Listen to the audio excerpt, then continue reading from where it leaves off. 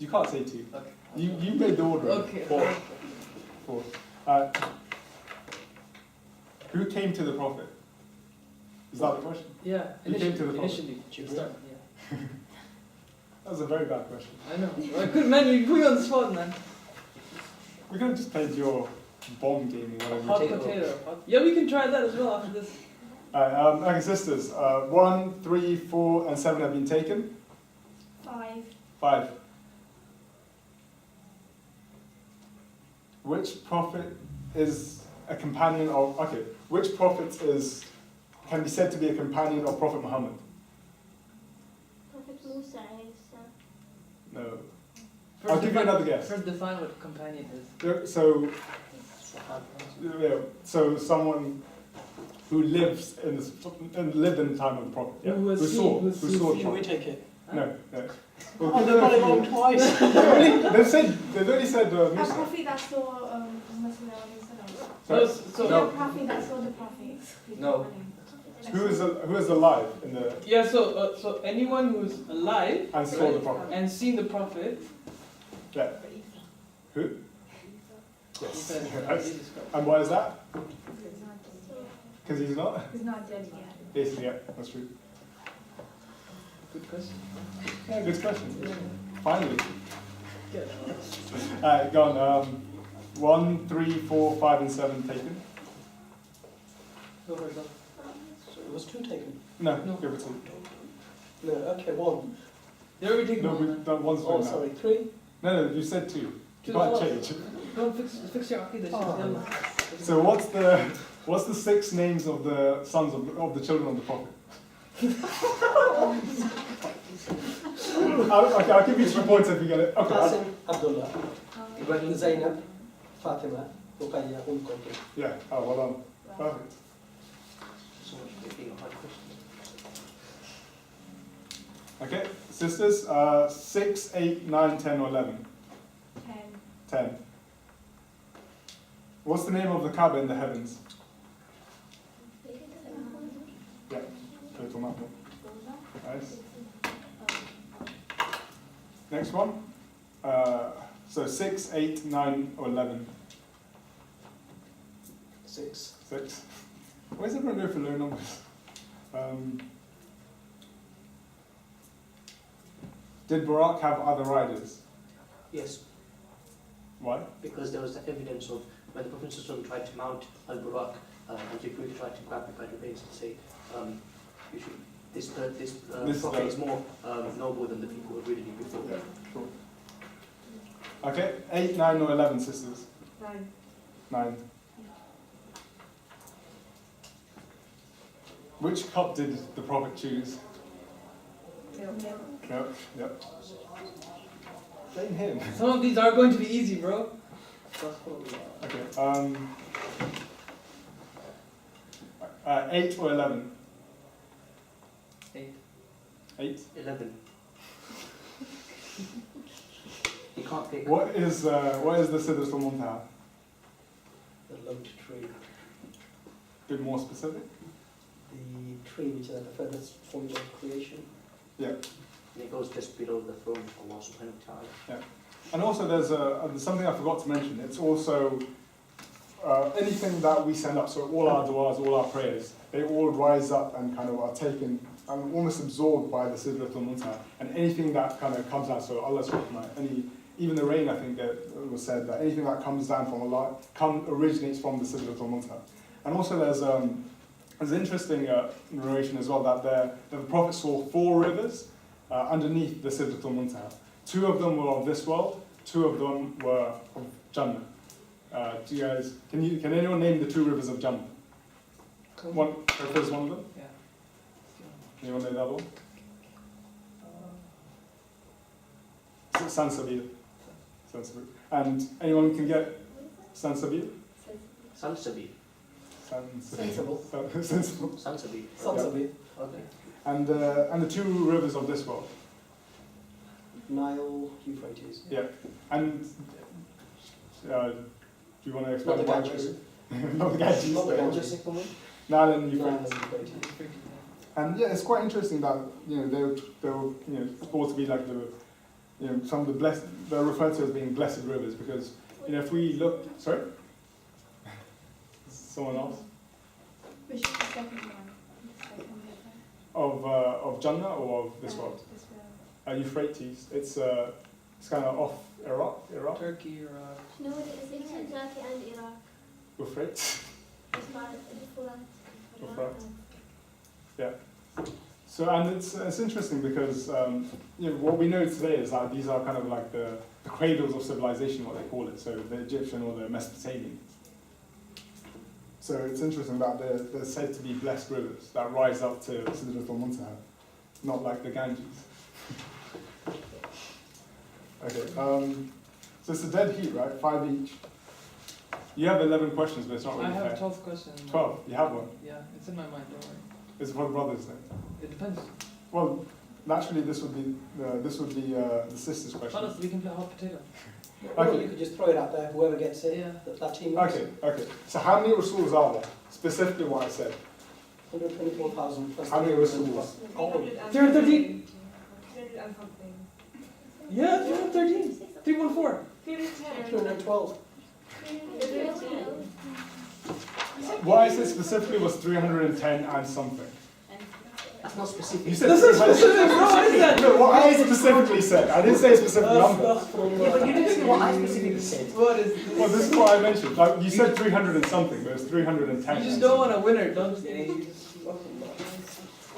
Okay, what do you want to do? We can play hot potato, man. It's just Do we have time? That can be decided. Huh? Do we have time? Yeah, tons of time. It's only 7:30, bro. Do you have a time on your phone? We're going to finish at 8. Yeah. Okay, I've got a few things to get through, like some of the lessons of, some of the wisdoms of what happened. And I want to finish them before 8, because I want to get to that. Sorry. You can say it for what time you want. Okay, this is one of the points I want to clarify, but I might as well do it now. I was going to do it later. So basically, I think the confusion comes from the English words. No, not the other thing that you said. You just said that the Prophet didn't enter Jannah, that he saw things from the outside, but then you said he entered 7 heavens. Yeah, this is what I'm trying to clarify now. So in Islam, there's a difference between Jannah, between Samawat, heaven, and Jannah. So there are 7 created heavens. There are 7, and the lowest being Sama Dunya, which some say Sama Dunya is like all the galaxies, all the stars that we can see. That is the lowest heaven. That is the first heaven. That's part of the first heaven. And on top of that is the second. On top of that, third, and so on and so forth.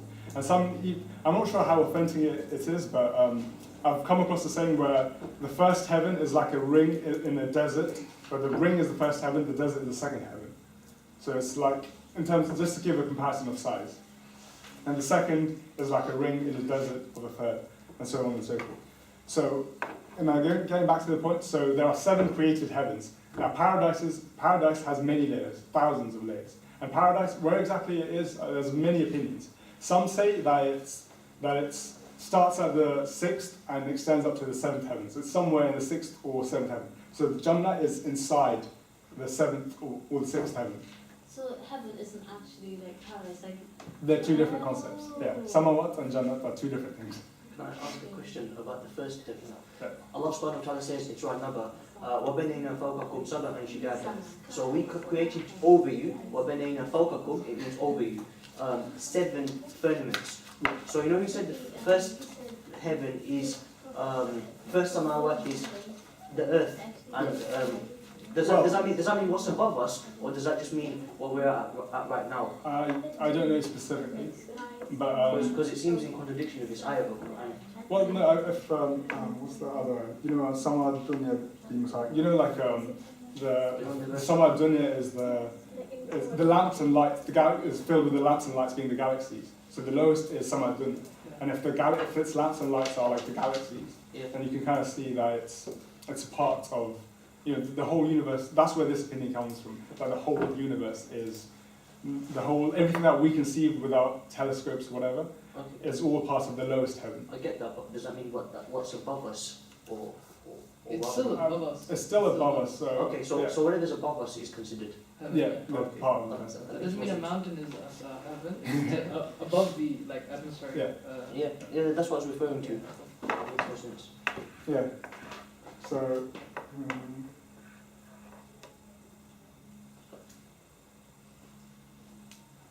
So yeah, I think that's an important point that you get from this, that, you know, for us, we have to be careful with our own terminology, that heaven and paradise are for us two very distinct concepts.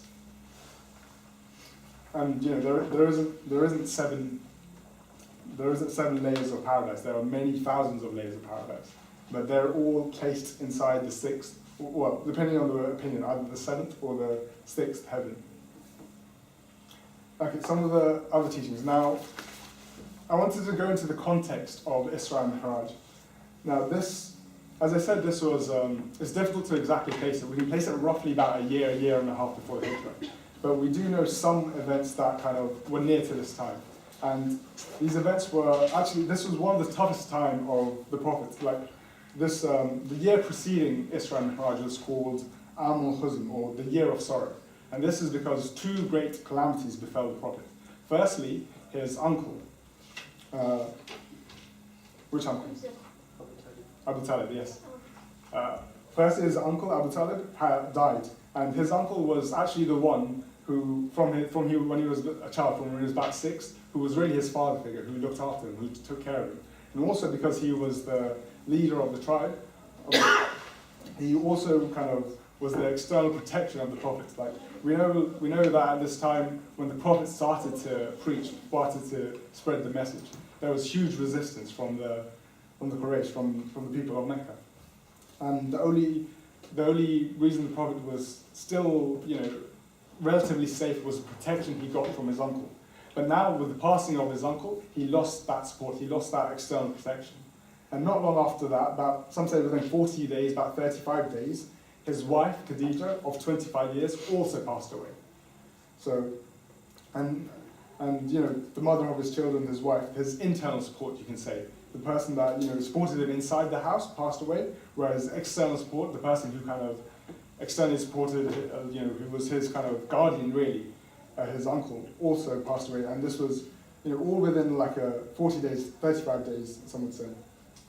So, and this, as a result, the whole year was called the year of sorrow. And not only that, because the situation of the Prophet became so difficult with the passing of Abu Talib, of his uncle, it became quite difficult for him to stay in Mecca because he didn't have the support anymore. So what he tried to see if he could be accepted in a neighboring village of Taif, and he went there to ask them if he could stay there, if he could move there.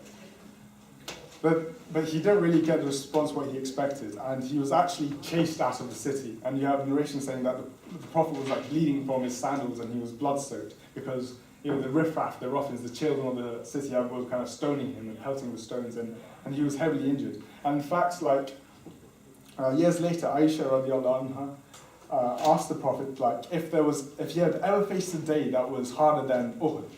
Now, to Aisha, Uhud was the Battle of Uhud, the day of Uhud, was the most difficult period she could have imagined. Anyone know what? Like, what was so bad about Uhud? Sisters? Sorry, repeat the question. So Aisha asked, was there ever a day that was harder for the Prophet than the day of Uhud, than the Battle of Uhud? Now for Aisha, Uhud was, she would have seen it as the worst day for the Muslims. Do you know, what was so special, what was so bad about Uhud? Muslims lost the battle, many Muslims were killed. 70 Muslims were Yeah. defeated. 70 Muslims, so it was a big defeat. 70 Muslims were killed. Any more specific about who was killed as well? Anyone? Physical damage to the Prophet's Prophet. uncle. Yeah, Hamza was also killed, his other uncle, who was also like, Hamza, I think, he was close to the Prophet's age. So they kind of grew up together as well, so he was very close to Hamza. So his uncle, who was very close to, also died that day. And the Prophet himself, he was knocked unconscious, like, you know, I think his teeth were missing as well. So, Sorry, Hamza and who? Hamza, his uncle. No, and who? Who passed away? No, just Hamza. Oh, just Yeah, sorry. So yeah, 70 of the companions died, and at this time, 70 is a big number. You know, these aren't massive armies, these aren't, you know, huge populations. 70 is a big chunk of the Muslims. So to Aisha, this would have been, you know, a very difficult day. But the Prophet replied, this was not the worst day. The Prophet replied that the worst day was for him was the day he was kind of run out of Taif.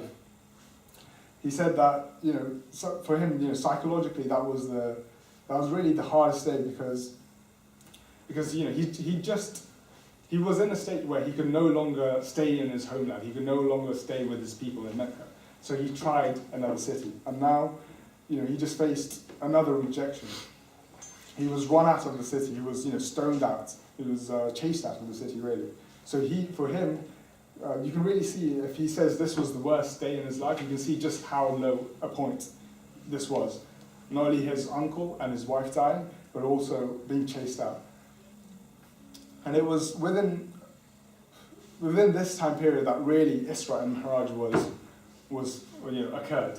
And the thing is, like, we know that this was a miracle. You know, Barak going to Jerusalem in a day. You know, it is a miracle. And generally, what we know about miracles is that they're for disbelievers to help them become believers. But Isra, you know, for us as Muslims, we don't really get much from Isra. We get the Salah, but other than that, like the rest of it for us, it's not really like. But because the main purpose of Isra and Mi'raj, it wasn't really for us, but it was as a reward for the Prophet, for all the difficulties, for the hardships that he had endured. Now,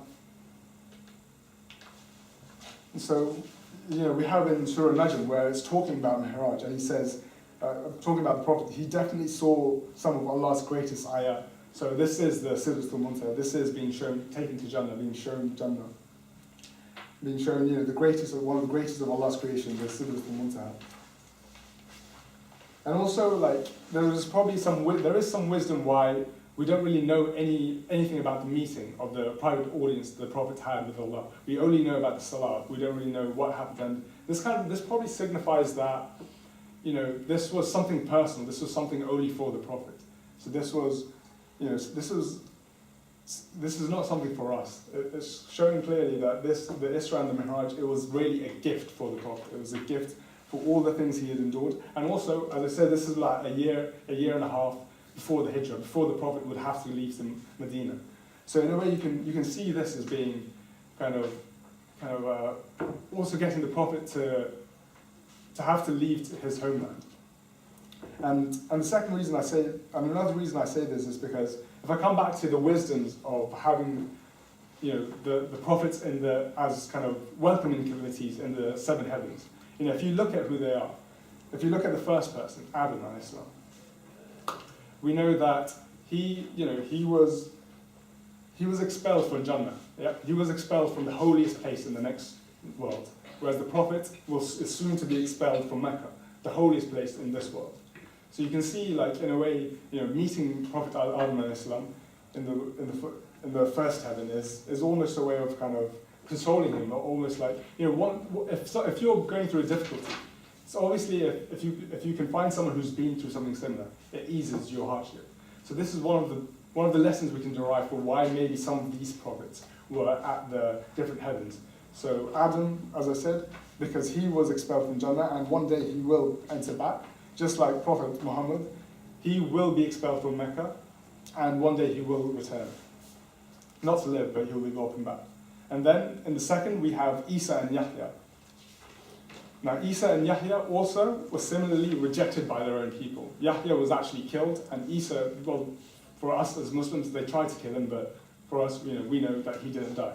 So just as the Prophet was being rejected by his own people, by the people of Mecca, of his tribe, in the second heaven he met Isa and Yahya, who also were rejected by their own people and who were also killed or attempted to be killed by their own people.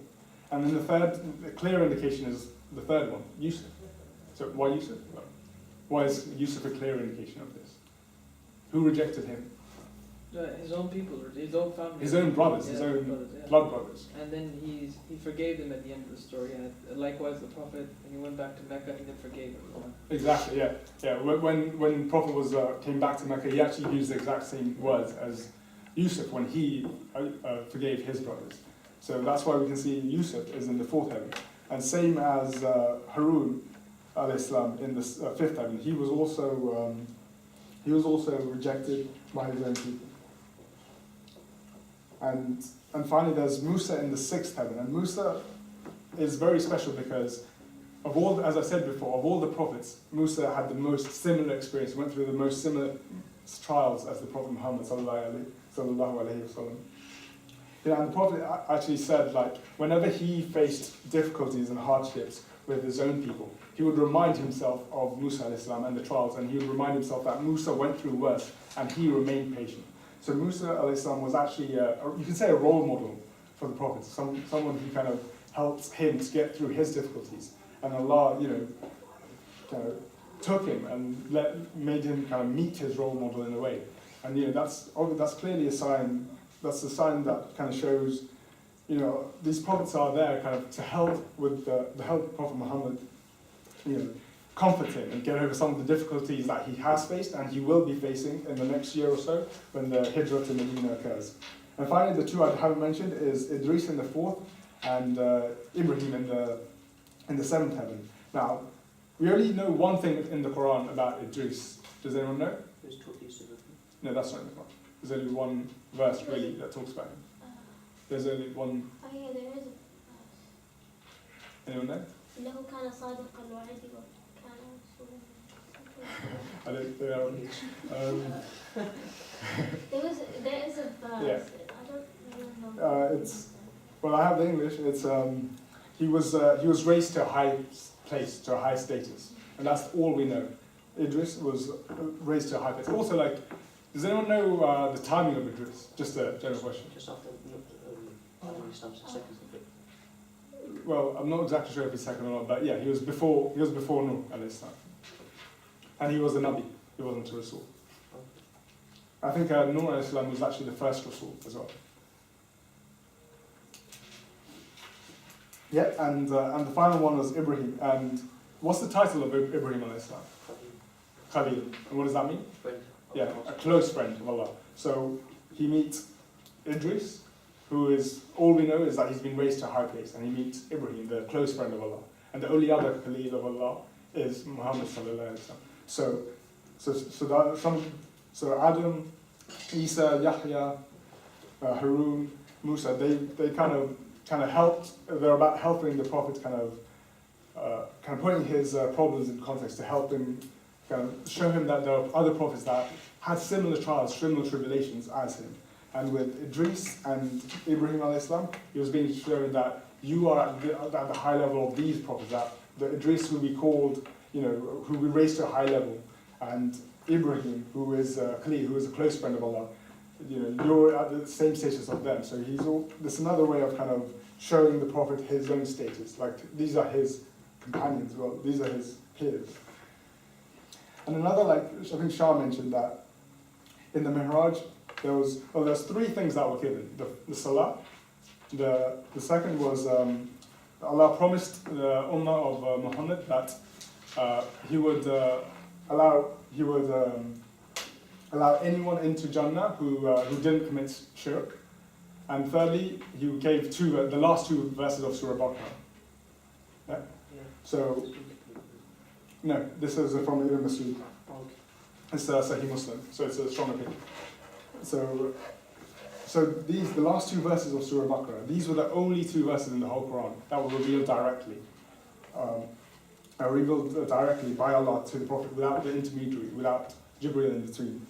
And if you look at the last verse, what's the first line? In English. There is no, Allah does not burden you more than your soul can bear. Yes. And if you look at that verse in the context of this, the Prophet, going through all these hardships, going through the death of his wife, the death of his uncle, going through, being stoned and cast out of Taif, which he said was the hardest day for him. And right after that, he was given Isra as well. He was shown how the other prophets, who went through similar tribulations. This is kind of, I think there's a significance for this verse being revealed here as well. That Allah does not burden anyone more than they can bear. And that the only reason, the Prophet went through all these is because of his status, because he could handle it. And, thanks. And does anyone know, like, the virtues of those verses? So I've mentioned, like, they're the only two to be revealed in Jannah, revealed directly, sorry. So does anyone know like what's so special about them or reciting them? If you recite them before you go to sleep, then Protect you yeah. throughout the night. Well, it says it's sufficient for you. That's the exact word. And one interpretation of what it means to be sufficient for you is that it's equivalent to tahajjud. That the reward of saying there's just those 2 verses before you go to sleep is of having prayed tahajjud. So it's, they're not very long verses. If you can memorize them, if you can say them before you go to bed, that's the same reward as tahajjud. So I encourage everyone every night try and practice this. So just to add to that, there are actually 4 interpretations. One of them is considered as tahajjud. The others are it protects you from shaitan at night, gives you good, all these things. So there are other opinions. Do you know Warful? So there's one which is tahajjud. One, it protects you from the evil during the nighttime. Third, it gives you there's blessings which are sent towards you. And I forgot the 4th one. It's in Tafsir Anwar though. That has Surah Al-Baqarah, last verse. Okay, second, this is something I haven't mentioned.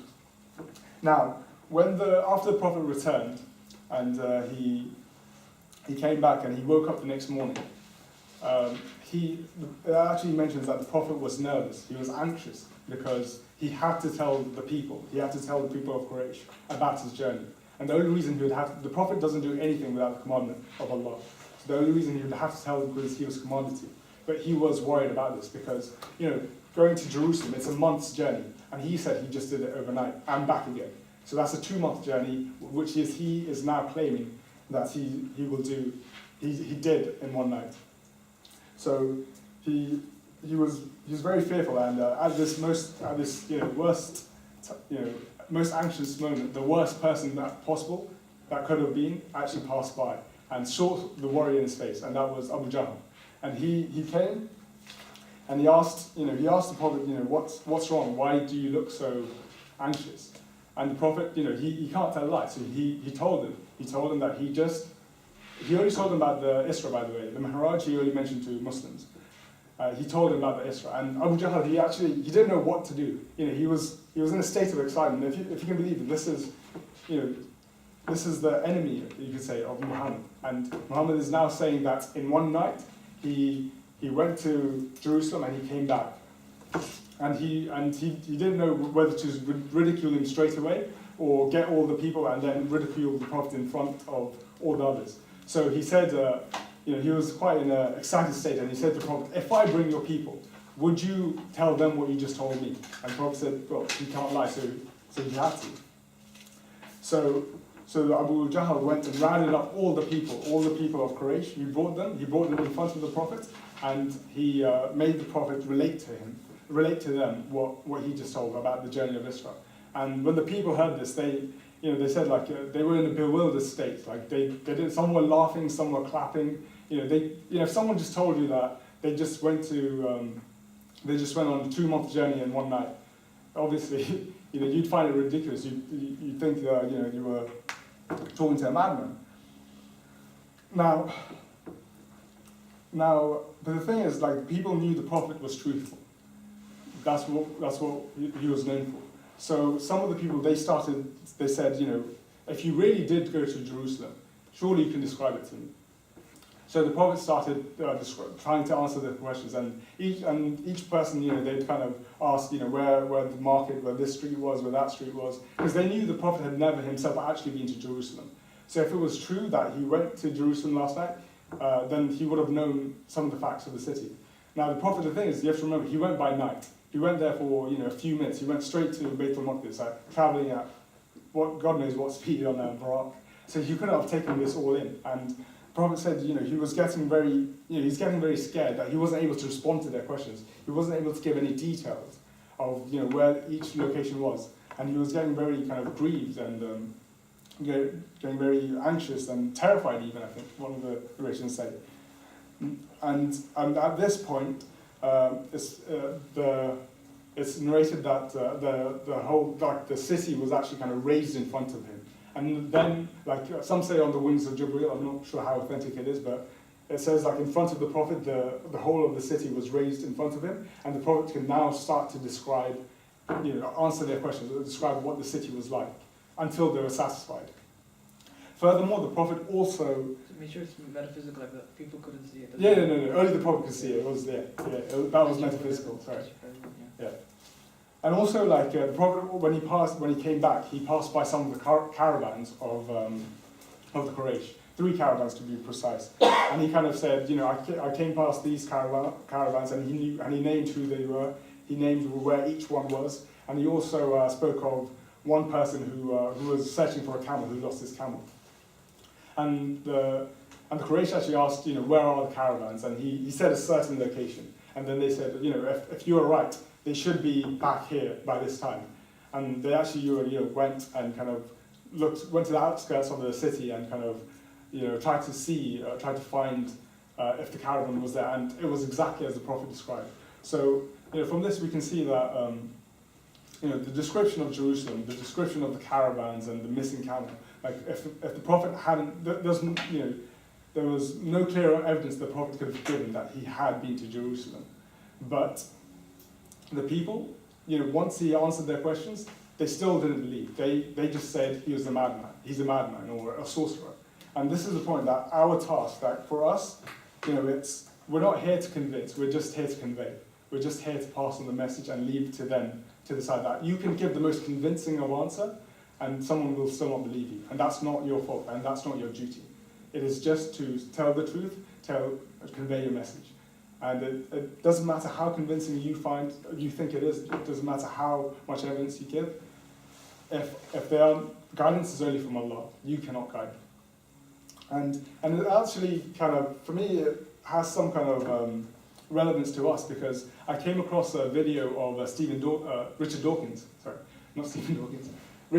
and he was actually criticizing Muslim, I think it was Mehdi Hassan. He was actually criticizing him for believing in Isra specifically, believing in the Prophet riding on Buraq, and saying, how could you be a logical human being? How can you be an intelligent human being and believe in this? And it's questions that like these that will come up. And the important lesson for us is that the Prophet, we're not the only ones facing these questions. The Prophet himself faced these exact questions, and we can. It's interesting that he brought the myth as well, Mehdi Hassan, because Dawkins had said, "How can you believe in a winged horse?" And he didn't correct him. That's a fabrication. You've not studied Islam properly. I should have caned him for it. He's obviously thought. Well, as I said, went on a winged horse. He should have been here. That's why you should have been there, man. Well, didn't you also say it was a winged horse? Yeah, that's right. It's a common myth. Yeah, exactly. I mean, that's another problem. Like these fabrications, they really seep into our traditions, and that's why it's so necessary to go after authentic sources, to know the authentic story. Because there are many other stories. Like for example, especially with the birth of the Prophet, there are many stories that the Prophet, when he was born, he had his finger up, said Shahada, or he was born in Sujood as well. There's many of these fables that people just bring in, and they're completely unnecessary. I mean, the Prophet you can't get any holier than that. You can't just make up a story, and the Prophet won't be any holier, any better than that. So it's unfortunate, but it should be something that we are very careful with. But yeah, getting back to my point, it's just, we can see modern colleries, like the Prophet, no, he faced opposition. He faced the most vehement of opposition. And some of the questions that are asked of us about, what we believe in, don't ever believe that these are just new questions that only come up in the last 100 years or so. Especially in this country in the West, there's the view that everyone pre-Enlightenment, pre-17th century are just, ignorant peasants who would believe anything they're told. That is not, the tradition in Islam.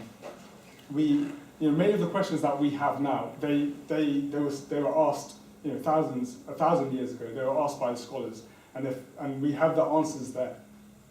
And going back to Richard Dawkins' argument, like if you look, Richard Dawkins is repeating the exact same questions that the people of Quraysh asked him. And the Prophet, and we can't really give as much evidence as the Prophet.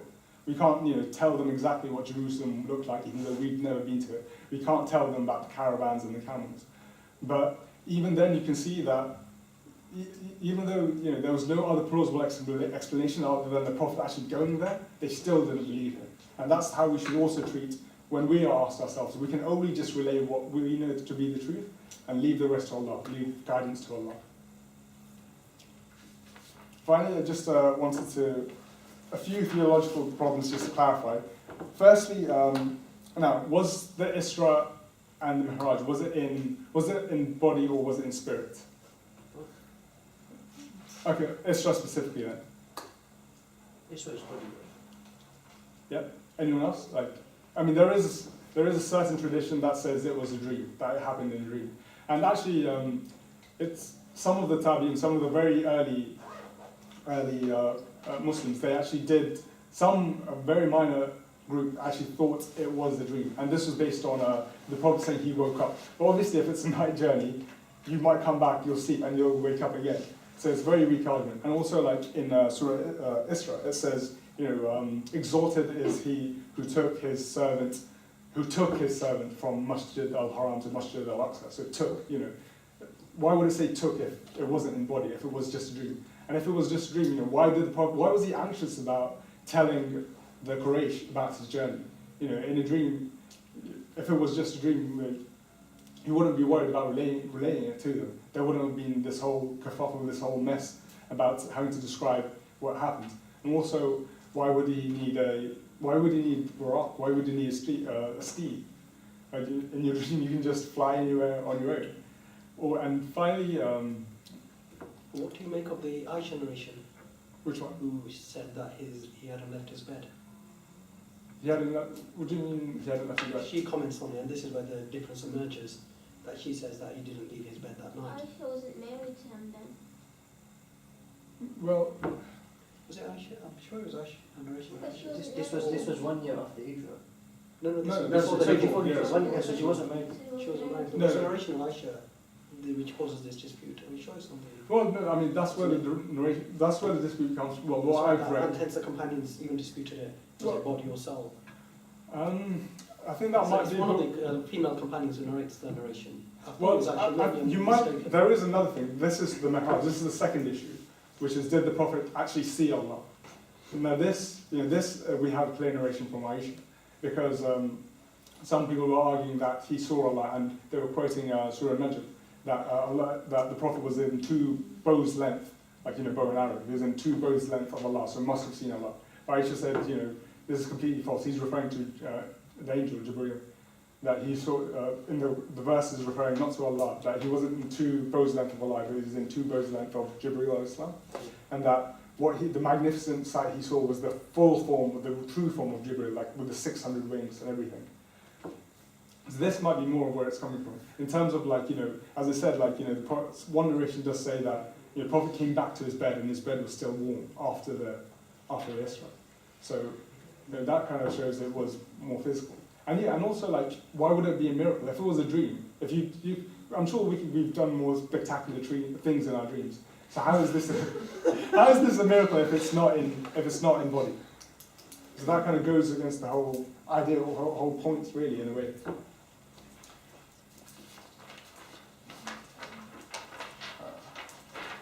And secondly, just going back to the point. Sorry. Yeah. So when the Prophet met Allah, he didn't actually see him.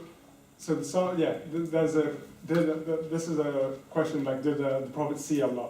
And Aisha actually said, whoever says he saw Allah has said a big lie against Allah. No, he didn't see. And I think Abu Dhar asked, I think it was Abu Dhar who asked the Prophet about this, and he said, how could I see there was light? Now this is a bit weird, obviously when there is light you can see, right? It's only when in darkness that you can't see. But the point is, in the Quran it mentions Allah has a veil of light, right? So that's, Allah has a veil, that we can't, like a curtain that you can't see beyond, and it's a curtain of light. And this veil was there. So the Prophet, he was in the presence of Allah, but he didn't see Allah. And we have, going back to the story of Musa going up to, he didn't see Allah either, he heard Allah. But I believe it says, that Musa, I think, wanted to see Allah. It wasn't enough for him that he heard Allah, he wanted to see it. But Allah said, I think he lifted a portion of the veil, and then the mountain, and showed it to the mountain, and the mountain crumbled. And that kind of shows, it's, the verses, I think, no eyes can encompass him, and he encompasses all eyes. So in this life, in this worldly sight we have, we can't see Allah. Even in spiritual, in the next life, inshallah. And also in Surah Nur, verse number 35, Allah subhanahu wa ta'ala says, Allahu nuru samawati wal ard. So Allah is the light of the heaven and the earth.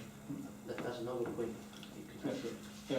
So yeah, that's an important point. That know that There is the narration of Aisha that she is allegedly said to have used to say, the apostle's body remained where it was, but God removed his spirit by night.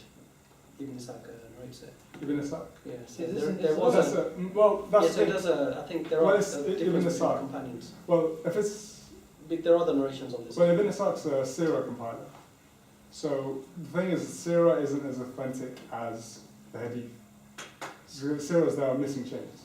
So on this, I think the reason people don't go with this is because there are authentic narrations in Bukhari and other authentic books that kind of contradict this. So I think that's why that takes precedence over this. When you said no eyes can encompass it, but it encompasses all eyes, is that what you said? I believe so. Let me. Something like that. Is that from the Quran? Yes.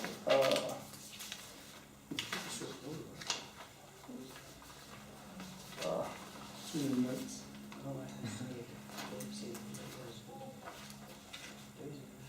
There is a verse. I don't have it with me. Well, I have it somewhere. It's all a mess. I'll try and find out for you. Shaka, can you I'll see. shake people? Yeah, front. So,